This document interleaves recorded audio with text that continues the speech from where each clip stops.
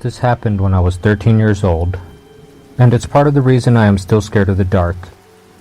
It's also the reason that I will not go into a cellar, a crawl space, basement, or any kind of space that is dark and damp.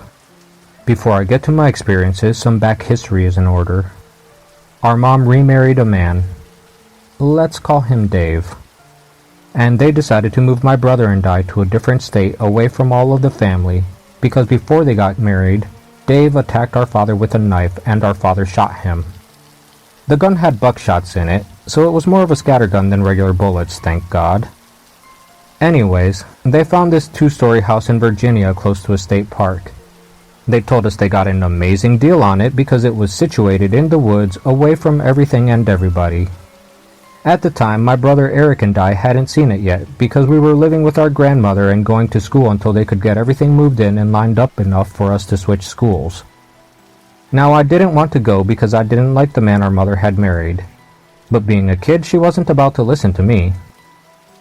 The day came when we had to go, and I absolutely threw a fit because, like I said, I didn't like this man.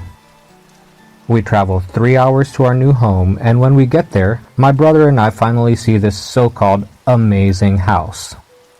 It indeed was 2 stories. The basement being the bottom floor, and the main house on top. When our mother said it was away from everything and everyone, we had no idea she meant so remote that we would be living out in the boondocks. This house was 5 miles away from the main road and surrounded by dense forest. The house layout went like this, and this is important to remember. The basement was the whole bottom floor, and it was huge. It had one entrance with little windows all the way around it. You had to go up these huge wooden steps to a wraparound porch. Straight in front of you, going up the steps, was 2 huge white French doors. That was the main front door. When you went in the front door, you would enter the dining room. Now you could either go straight into the kitchen, down a step to a hallway which led to the only bathroom, the basement door, and the back door. Or you could go to the right into the living room, which our mother and Dave's room were off to the side of. You could go through an archway and into my room, which was on the left, and Eric's room, which was on the right. Now, this house having a wraparound porch, all of our windows were at least eye level when standing anywhere in it. My brother and I had rooms towards the back of the house, and when we looked out of our windows, you could see nothing but forest. My first experience there happened about a month after we moved in. Everyone was in bed, but I was up playing video games and listening to music. I had a heavy blind over my window and a curtain. Sometime after 1 a.m., I started to get sleepy, so I turned everything off and laid down to go to sleep. It was quiet, except for some crickets chirping. I was dozing off when I heard something.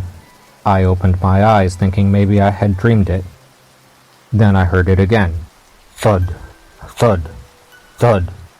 It sounded like boots on the back porch walking back and forth. I couldn't believe it. My heart was beating like a drum and I was terrified. I couldn't move, I was so scared. The foot thuds stopped. They stopped right in front of my window. A minute passed. Then I heard someone or something whisper, Christina. It sounded like a man, but it didn't. It's hard to explain. It sounded unnatural, like it had a growl to it. At this point I was shaking and threw my covers to the side. I had my door open and I could see Eric asleep in his bed. Then, whatever it was started tapping at my window and I ran to my mom and Dave's room, banging on the door, screaming for them to get up. My mom and Dave came out of their room with sleep-filled eyes and asked me what was wrong.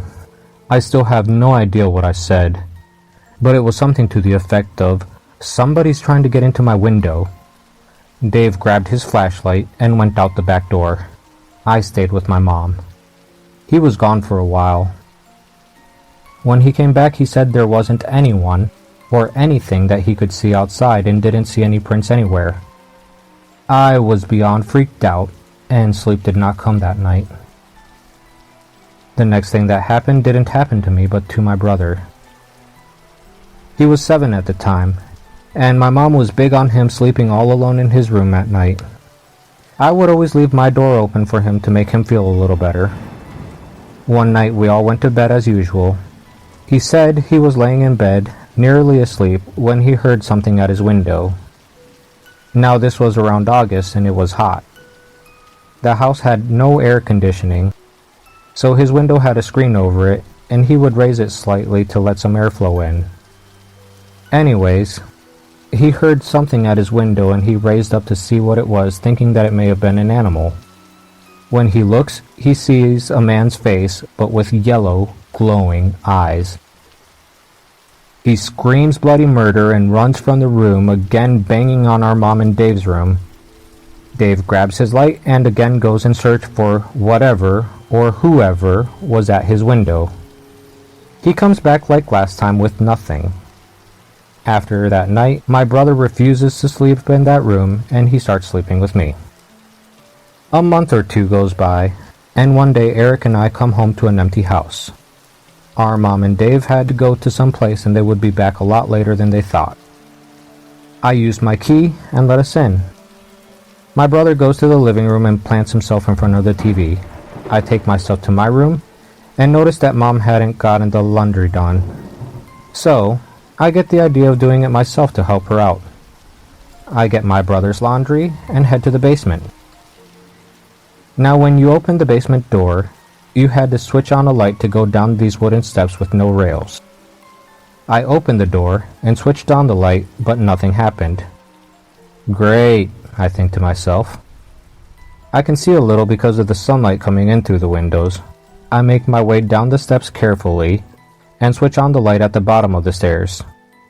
To my relief, it works and showers the dark basement in light. I make my way over to the washer and dryer and get started on the heap of laundry I have in my hands.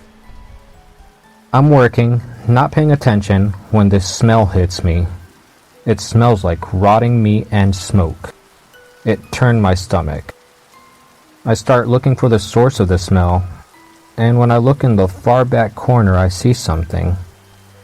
Thinking that maybe an animal fell down the old coal chute that ran into the house that Dave hadn't blocked off yet, I went closer. That was a huge mistake.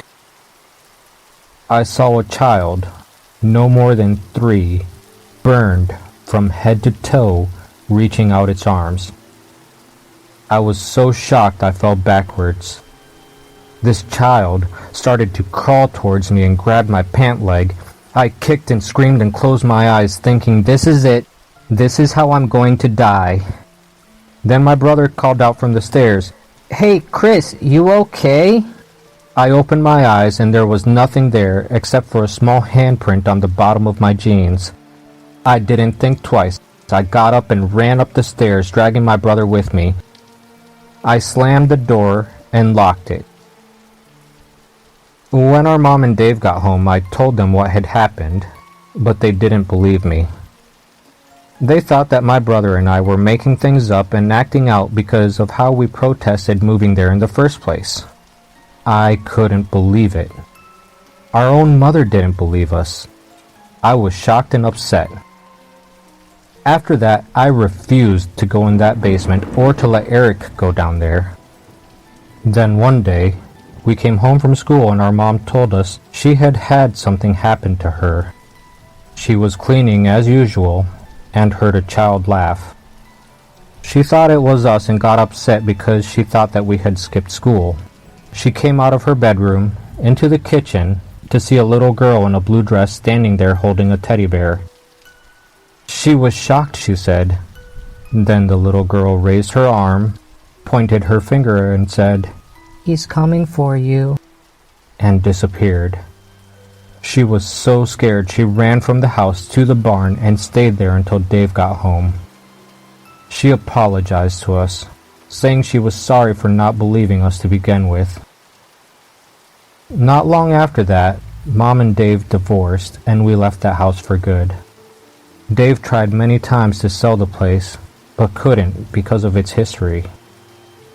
Apparently, a family living in the house sometime in the late 70s had some trouble and the father went crazy. He shot the mother and one of his 2 daughters. The other one went into the basement to hide from him when he set the kitchen on fire.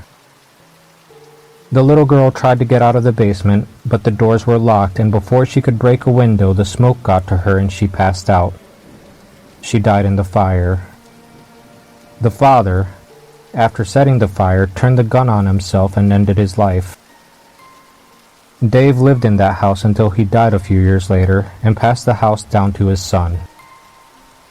Since they couldn't sell it, it still remains in the family. I know I will never be back at that place ever again, and if some naive person happens to buy it, I can only hope they don't go through what we did.